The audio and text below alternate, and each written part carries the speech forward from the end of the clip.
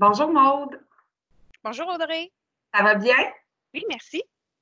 Maude, je t'inviterai à te présenter à notre auditoire, s'il te plaît. Maude Vigneault, moi je suis associée chez Mallette en planification financière personnelle. Parfait. Alors, bien évidemment, on a plusieurs de nos clients qui nous ont adressé beaucoup de questions dans les dernières semaines en raison des événements causés par la COVID-19. J'aimerais ça te demander, Maude, comment est-ce qu'un propriétaire d'entreprise peut savoir s'il peut encore prendre sa retraite après les récents événements?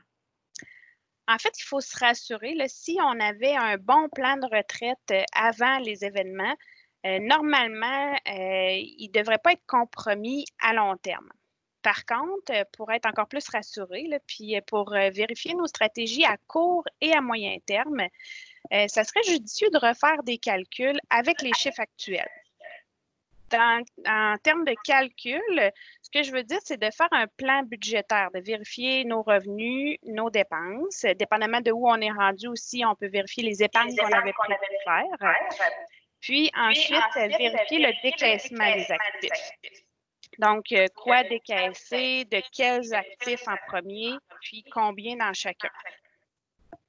Avec les chiffres actuels, ça va nous permettre d'envisager un scénario différent, dans le fond, là, parce que les chiffres des placements ont baissé naturellement. Puis ça va nous permettre de vérifier les impacts avec ce scénario-là. Ça va peut-être permettre de réajuster certaines choses, puis de revoir certains points, surtout à court puis à moyen terme, tels que l'ordre de décaissement des actifs.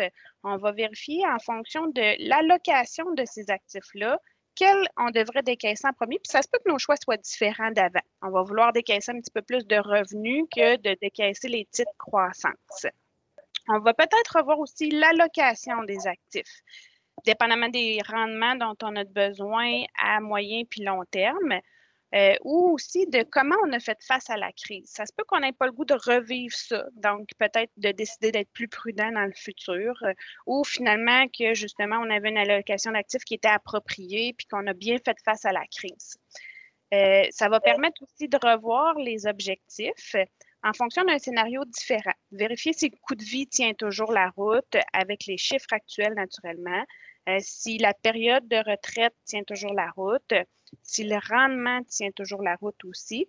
Puis, en fonction de ça, peut-être revoir certaines choses à court terme pour après ça avoir une sécurité financière à long terme là, qui est pas compromise. Okay, ben, je te remercie infiniment, Maude, pour ces clarifications. Je te souhaite une belle fin de journée. Merci à toi aussi. Bye. Bye.